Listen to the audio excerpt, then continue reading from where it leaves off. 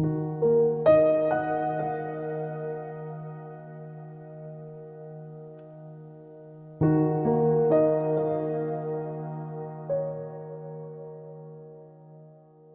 I was 15, I was shot in a convenience store robbery. I lay in a coma for 3 weeks before regaining consciousness. This is my account of what I experienced during those 3 weeks. I guess I just happened to be at the wrong place at the wrong time. I walked out of the stifling July heat into the soothing air-conditioned coolness of the convenience store, my sole objective to buy some jumbo slushies for me and my friends waiting in the parking lot outside. I only had a couple seconds to savor the cool air before things turned to shit. "Hey!" A voice shouted. I spun my head in the direction of the counter. A tall, skinny guy in a leather vest, his head shaved and tattooed, was spinning in my direction, away from the terrified clerk who was trembling behind the open register, their hands held in the air. I didn't even get a chance to cry out in alarm. I had just enough time to register the guy's pockmarked face and jittery, wild, drug-addled eyes before the 9mm he was aiming in my direction went off.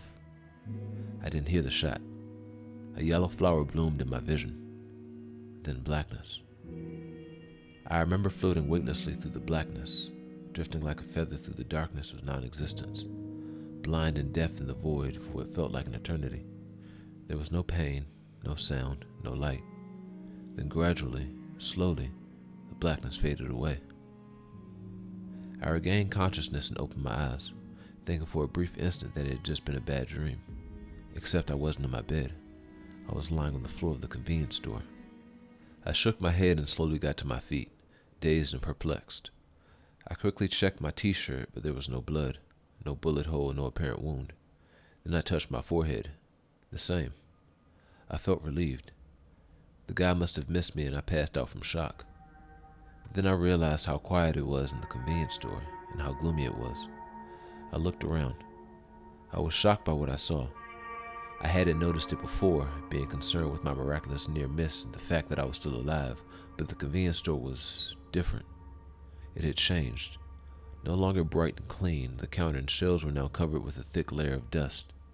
There were cobwebs everywhere, and all the food and merchandise looked rotted and ancient. It looked like a convenience store that had been abandoned for years. It was dark too. The fluorescent lights were off. The only light, the natural daylight coming in through the now dirty windows. I was alone. There was no sign of the clerk or the guy with the gun. For a few seconds I was so bewildered I couldn't even react. I just stood there, looking around in a daze, trying to make sense of what I was seeing. Abruptly, I remembered my friends waiting for me outside. I turned and bolted through the entrance, the hinges of the door squealing with the sound of rusty, unoiled metal, as if the door hadn't been opened in ages. I stepped outside and stopped dead in my tracks. I looked around, stunned all over again. Outside was different too. The parking lot asphalt was in a state of disrepair, cracked and crumbling. The gas pumps were rusted and dilapidated. There was no signs of my friends or our car, or anyone else in their car for that matter. The parking lot was completely deserted. The only sound was the wind, a desolate, eerie wail like a mournful banshee. Everything was dull and nearly colorless, like an old sepia-tone photograph, as if the vitality of everything had been drained away, leaving it diluted and lifeless. I glanced up at the sky. Minutes before, when I had first entered the convenience store, it had been a typical bright, sunny summer afternoon. Now the sky was overcast, a dismal dark gray. I looked around for any sign of life, but there was nothing. "Hello?" I shouted at the top of my lungs. "Is anyone there?" My words were carried off by the wind. There was no reply. It was at this point that my confusion began to give way to something else. Fear. Only a few minutes before, I had been going into a perfectly ordinary convenience store on a perfectly ordinary summer afternoon with no other intentions than to buy some refreshments for me and my friends. Now I had survived an attempted murder only to awake to find myself all alone in the same convenience store, except now it looked like it had been deserted for decades. What the fuck is going on? I whispered to myself in a trembling voice. I remembered my phone and quickly pulled it out of my shorts, intending to call my parents, my friends, anyone who could tell me what was happening. The screen wouldn't come on. I fiddled with the phone, but it was dead. It didn't make any sense. I had just charged it earlier that morning. Had it been broken when I passed out? Shit! I snapped in frustration and pocketed my useless phone. I stood there for a moment, thinking. The convenience store was only about 3 miles down the road from the neighborhood I lived in, So with no other options, I began to walk back that way. As I walked down the highway, my fear and astonishment only grew. It wasn't just the convenience store. I was walking through the small shopping plaza downtown, and I could see that all the buildings looked to be long deserted and in disrepair. The supermarket, the strip malls, the fast food places had the look of derelict buildings in a ghost town. Everything was dirty and weather-beaten and aged. All the windows were dark. There was no electricity. What few cars dotted the parking lots were extremely rusty and sitting on flat, rotted tires. There was no sign of another living soul. It reminded me of photos I had seen in history class of the abandoned city of Chernobyl years after the disaster. I stopped in the middle of the road, turning slowly, looking around at the desolation all around me, then glanced up at the forbidding gray sky. No people, no animals. I hadn't even seen a single bird in the sky. I sniffed the air. It smelled stale, flat, lifeless, dead. Like an empty house that had been closed up for a long, long time. And there was some other smell underneath it. A faint odor I couldn't quite place. Then I realized what it was. The sick, sweetish smell of death. Now fear was giving way to something closer to pure terror. Then, up ahead of me, I caught movement. I looked, and about 30 yards away, I saw a figure walking in the road. It looked to be a man wearing a suit. He was facing away from me, heading in the same direction I was. I felt a wave of relief at having finally found another person, someone I could talk to who might be able to explain what was going on. Hey! I shouted and began sprinting toward the figure. Hey, mister, wait up! As I got closer, I noticed something. The man seemed to be walking very slowly with a strange, staggering shuffle. I brushed it off, figuring maybe it was an old guy or a disabled person. Hey, mister. The figure stopped abruptly, swaying slightly. It began to turn slowly to face me. Do you think you can... It turned all the way around and I couldn't finish my sentence. My words trailed off as I exhaled the rest of the air in my lungs in a low, horrified gasp. I could feel my eyes growing wider. I took a step back, staring in stark, uncomprehending horror at the thing I had thought to be another living human being. It looked back at me with black eyeless sockets.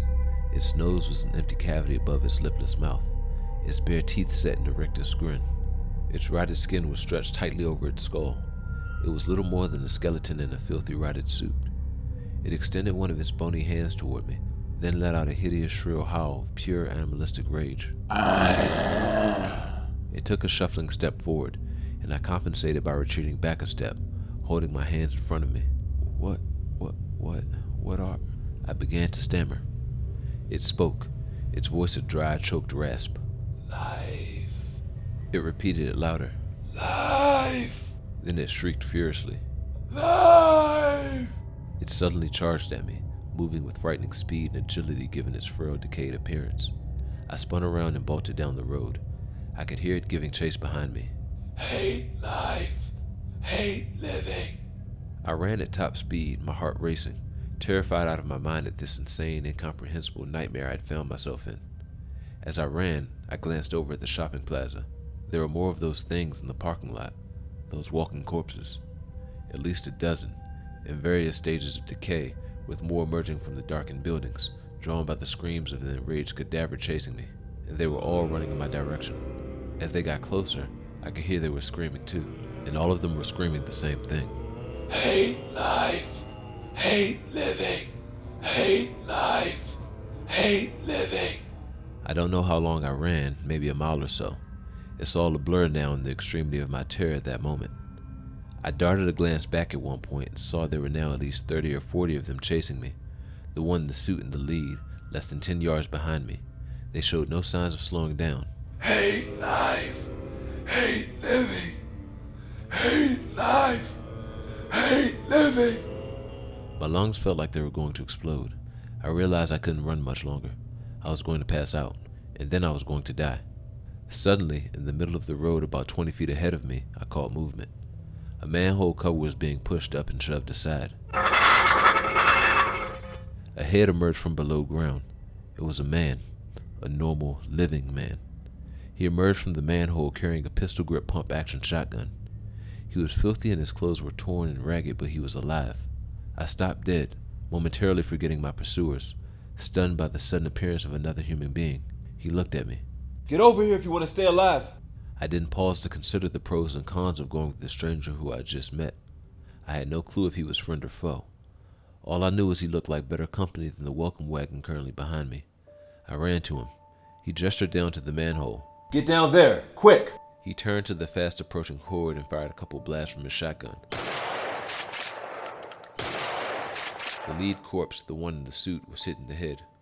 As I watched, it let out a hideous shriek and collapsed, spasming on the ground before dissolving into a puddle of black liquid in an instant. I blinked in disbelief at what I had just seen. He turned to me. Now! He shouted and fired 2 more rounds. The rest of the horde was getting closer. I looked down and saw a metal ladder descending into darkness. I quickly began to climb down. My rescuer was right behind me. He paused at the top just long enough to drag the manhole cover back in place.